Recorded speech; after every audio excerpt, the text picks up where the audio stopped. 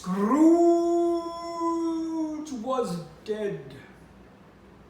'Tis true. His death notice was printed in every London newspaper. But he made sure that his funeral was not a mournful event. And if any reporter attended, hoping to find out who wept the loudest or who grieved the most, they left sadly disappointed. Scrooge broke every protocol in planning his funeral. He combined his wake along with his funeral service in the Church of St. Martin in the Fields. He disliked the practice of mourners following by an open casket and looking upon the dead, and then whispering to one another, "Ah, he makes a lovely corpse." None of that for Scrooge. He wanted storytelling, particularly about the last 20 years of his transformed life.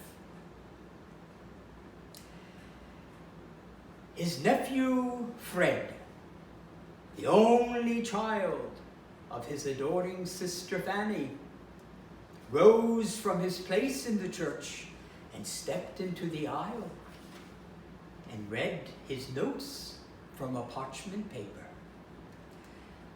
For most of my adult life, I remember Uncle Ebenezer's office, visiting him every December 24th and wishing him a Merry Christmas. And for all those years, he retorted with his now famous phrase, "Christmas is a bah humbug."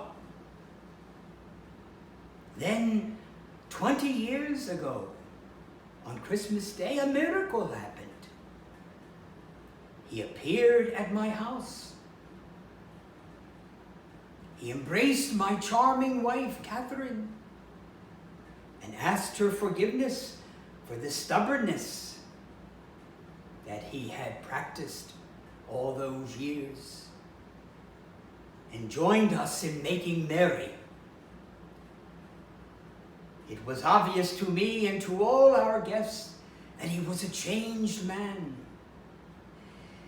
Instead of peppering him with a lot of questions, my wife happily swept him off his feet, and the two of them danced a polka.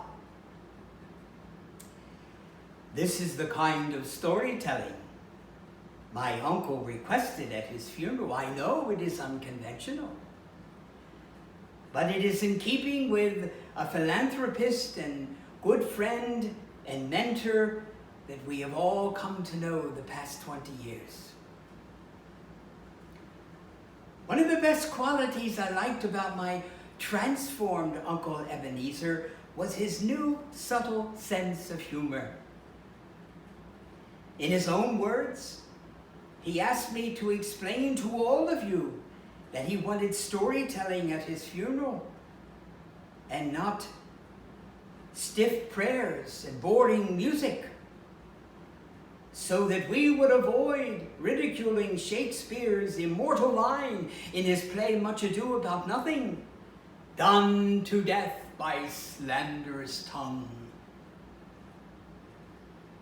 With those words, Fred sat down while Mr. Cratchit rose and stepped into the aisle.